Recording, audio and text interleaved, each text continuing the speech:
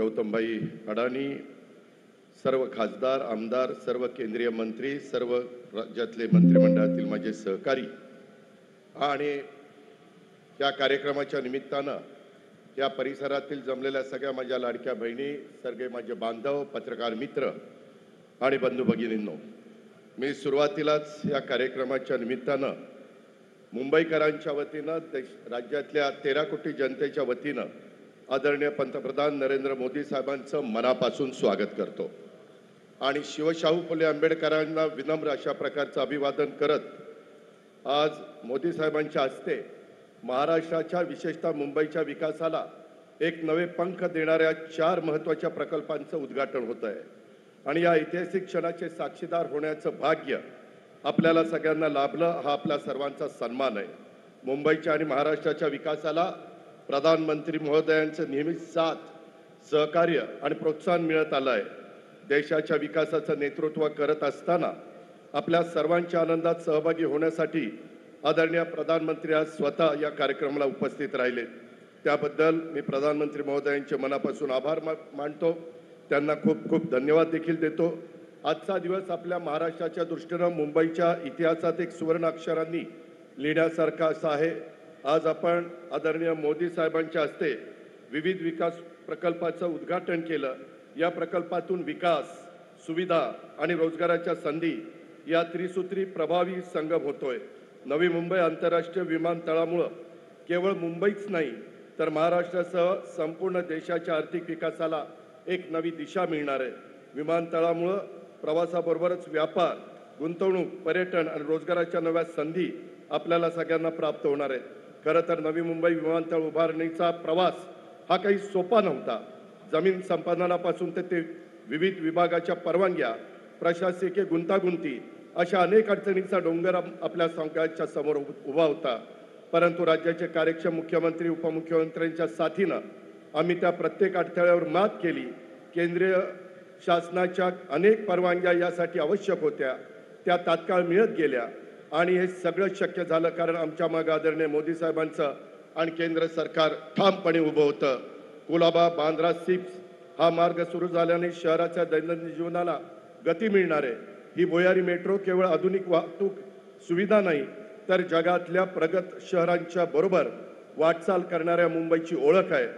दक्षिण मुंबईपासून उपनगरापर्यंतचा प्रवास आता अधिक वेगवान, सोयीस्कर, सुखकर आणि पर्यावरणपूरक होणार आहे। कप परेड, गिरगाव, काळबादेवी यासारख्या गर्दीच्या ठिकाणी प्रथमच थेट मेट्रो सेवेशी जोडली गेली आहेत। प्रवाशांना कमी दरात अत्याधुनिक आणि सुरक्षित प्रवासाचा अनुभव मिळणार आहे।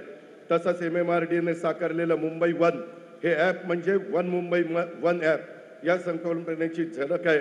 यामुळं आपल्याला लोकल, मेट्रो, बस, मोनोरेल इत्यादी सर्व सार्वजनिक वाहतूक सेवांचा लाभ घेता येणार आहे। हे ॲप मुंबईला आणखी युनायटेड, कनेक्टेड आणि प्रोग्रेसिव्ह बनवेल। त्याचबरोबर आज सुरू होत असलेले अल्प मुदतीचे रोजगारक्षम अभ्यासक्रम हे आपल्या युवकांच्यासाठी आशेचे नवीन दालन आहे।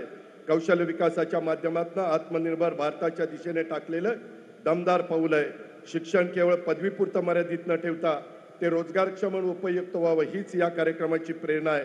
आदरणीय पंतप्रधान मोदी साहेबांच्या नेतृत्वाखाली गेल्या 11 वर्षात देशाने विकासाची नवी झेप घेतलेली आहे। विकसित भारत 2047 या ध्येयाकडे आपण वेगाने वाटचाल करतोय आणि महाराष्ट्र त्या प्रवासात अग्रस्थानी राहील याबद्दल आम्हाला पूर्ण विश्वास आहे। महायुती सरकारच्या माध्यमातून आम्ही पायाभूत सुविधा, उद्योग, शिक्षण आणि कौशल्य विकास या क्षेत्रात समन्वयाने वेगाने काम करतोय। मुंबई ही देशाची आर्थिक राजधानी। आज सुरू झालेले हे प्रकल्प म्हणजे राजधानीच्या विकासाला नवे पंख देणारे आहेत। महाराष्ट्राच्या सर्वांगीण विकासासाठी केंद्र आणि राज्य सरकार एकत्र काम करत आहे, ही आपली मोठी ताकद आहे। यंदाच्या अतिवृष्टीपुरामुळे शेतकऱ्यांचं मोठं नुकसान सहन करावं लागलेलं आहे। राज्य सरकारच्या वतीनं आम्ही त्यांना तातडीनं दिलासा देण्याचा पूर्ण प्रयत्न करतोय। 2 दिवसापूर्वीच राज्यामध्ये आदरणीय गृहमंत्री अमित भाई आलेले होते। आम्ही मदतीची मागणी केली, त्यावेळेस त्यांनी केंद्राकडे प्रस्ताव पाठवायला सांगितलाय।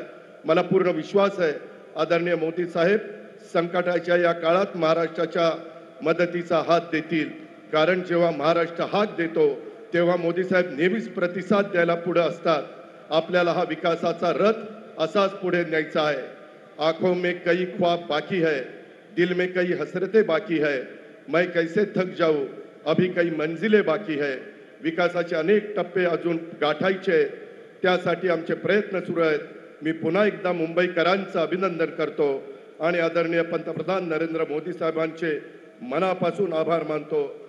धन्यवाद. जय हिंद, जय महाराष्ट्र. धन्यवाद. और अब मैं महाराष्ट्र के उप मुख्यमंत्री माननीय श्री एकनाथ राव शिंदे जी से विनती करती हूं कि वे अपना मनोगत व्यक्त करें.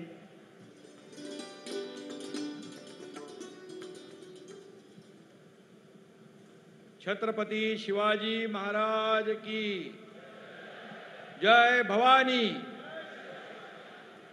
देशाचे लोकप्रिय, यशस्वी आणि कर्तव्यदक्ष प्रधानमंत्री